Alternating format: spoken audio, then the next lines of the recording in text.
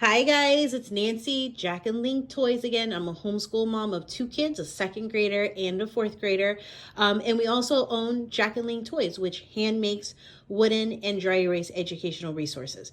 Okay, so you guys asked for this video. I'm going to share how I go ahead and bind my CKLA, CKHG units. So what I'm going to do is I am going to share what I use from the Core Knowledge website, because I know that can be a little bit confusing. There's like 4 or 5 different things that you can possibly print out. So I'm going to show what I use and what I print out, the type of paper that I use to print everything out on, how I bind it, and how I organize my units from CKLA.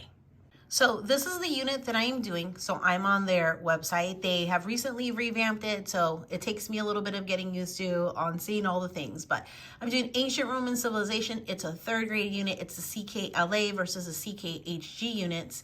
And if you scroll down here, you'll see what they offer. So they have the Read Aloud Anthology. This is your teacher's guide right here. This is your teacher's guide, and this is a flip book. So as you're reading this over here, they are following along with the images over here. And over here, image cards. So if you're following along and you're doing any of their timelines or anything like that, you're going to need these image cards right here. But I don't usually use it. I stick with the flip book and I stick with this. And there's one other thing. Oh, they don't have it here. But usually there's a resource tab that comes over here. And I love that they started to include it in the module because normally it didn't. But if you do like the CKHG ones, they almost always have like an additional image right here that says resources. And I will download those because they're hyperlinked, which they never used to be hyperlinked before. So I think that's so awesome. So what I do is for the flip book, I don't print out the flip book. I download it into each of their devices and they follow along with me as I read. For the Read Aloud Anthology, which is your teacher's guide, I used to download it into my iPad, but since then I haven't because my eyes have been so tired lately from looking at screens that I just have been printing it out and it's just been easier on my eye. So this is the part that I will print out, and I do not print this out. I just download it into their device. This is the printer paper that I use, and I get it from Amazon just because I don't have time to go to Costco as much anymore. But if you get it from Costco, it's usually, like $5 cheaper because you're buying it in bulk. I usually just get like 1 pack from Amazon and then it gets here in 2 days. So my regular printer paper is maybe 20, 22. And so the higher up that you go, the better quality it is that you get. And I like bright white just because I like it to be a little bit more crisp.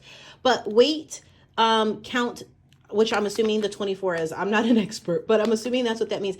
It counts. It matters when you're printing out curriculum, because if you get the cheaper, like the regular everyday printer paper type stuff, and you print double-sided, you can usually see some bleed through on the other side of the print and stuff. Also, I've noticed my colors are brighter. They just look a little bit more professionally done, than just printing it on regular printer paper. So I'll link this in the description, what I use. Again, it's from Amazon, but you can probably save if you buy it in bulk at Costco. I heard Best Buy also has like a really good one, but this one's been perfectly fine for me, and this is the one I'm using. So just to share with you guys a compare and contrast. So this is the bright white 24, and this is my regular printer paper, which is just the cheapo Amazon basic. I think it's a 20 count, maybe 22 count, but you can see even with this overcast cloudy day I'm having today, you can really kind of see the difference. And when you're looking at curriculum and you're printing it out, the difference really does shine through. Now it's time to bind. So sometimes a CKLA unit or whatever unit it is or printable that you're trying to bind can be a little bit thicker than what your spine allows. If that's the case, I just divide mine into part 1 or part 2. In this case, I printed all the way up to the pausing point, I believe, in here. And then I stopped, and I know when I get to the pausing point section in here, which is the halfway point, then I'm just going to rip these out, recycle it, and then I'm going to print out the next half of this unit. So it doesn't bother me too much. And because it doesn't bother me, I use ProClick. ProClick, I think, is limited in terms of how many papers that you can fit. Although I'm not an expert in ProClick, but I did hear that you don't have to use the ProClick spines, and you can use different ones, and you can probably fit even more using a different spine. Hopefully that makes any sense. But for the ProClick, it's super easy. The reason I purchased ProClick instead of like a lot of the other ones is because if you make a mistake, first of all, they're reusable. But if I bind something and I'm like, oh my gosh, I totally forgot to include this page, I can open up the spines and then insert the page. So they're reusable. And that was like a big thing for me because I'm always forgetting. And it's super easy. The only thing you need for ProClick is this thing right here and a spine. And I will link these two in the description. Okay, so let's get this party started. Okay, so we have this, and another thing with ProClick is you can usually only bind maybe like, how many is this? Like maybe 5 or 6 pages at a time. It sounds like it would take you forever to get through like this big stack. I promise you it's not. Once you get into a rhythm, it takes me like maybe 2-3 minutes to go and bind all this, you know? So it's very easy. I always push the envelope on how much I can actually put in here. And so I usually have to include a little bit more arm muscle to get this going because I push the limit on how many each time to put in here. So if the table shakes when I'm doing this, don't worry, everything's gonna be okay. I just have to put a little bit more elbow grease into this. So I have it in here. That wasn't that bad. And then it makes all those little holes in there. And then I take those, and here's the spine, and I literally just insert it just like that. You see that? And I'll put this off to the side. And then I'll keep going and binding until we get to the end. I am done, and despite some interruptions from the midget crew, it only took me a little over 3 minutes to do this. And this is about 100 pages, give or take, because the entire unit is, actually no, this is more like 75 pages double-sided, because the entire unit from CKLA is about 250. So yeah, this is about 75 pages, I think. Oh, roughly, right? I don't like to jam pack them. And by the way, this is how you close them. This is how easy it is. That way, let me grab something that I can open this with. That way, let's say I made a mistake and I need to like open these up. See how easy it is? Can you guys see that? See how easy it is to open it up? So let's say, oh, I made a mistake. I actually want to include more pages in here. And then I can easily like open it up, you know? So that's why I went with ProClick, because I always do that kind of stuff.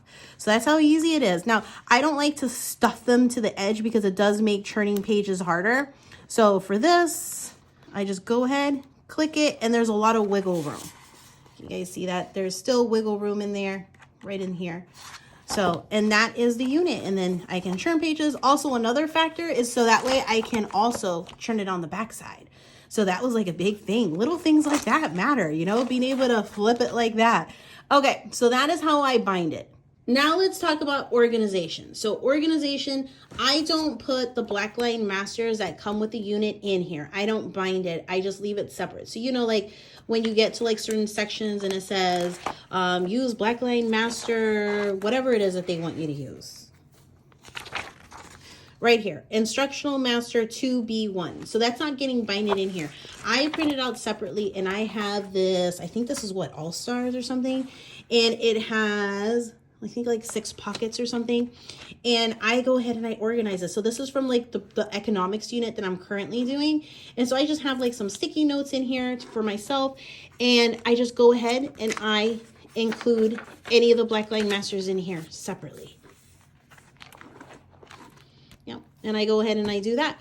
And that's how I go ahead and do it. So now I'm going to use this pocket in here. And I am going to print out all the black line masters for the ancient Roman civilization one. Put a little sticky note in here to remind myself on what it is. And I even like to use like little notes in here to remind myself on maybe extra hands-on projects I want to do, books I want to incorporate in addition to. So I put that here, just kind of like I did right here. I want to use magazines. I need to use a T-chart for the needs and wants. So just like little notes in there. So that is how I organize it. And I think that's all. I've shared the type of paper I use, what I use and print from CKLA, how I bind it, and how I organize it. That's it, guys. If this was helpful to you, leave a thumbs up and go ahead and subscribe. And that way you'll get notified of future videos. Let me know if you have any questions in the comments below.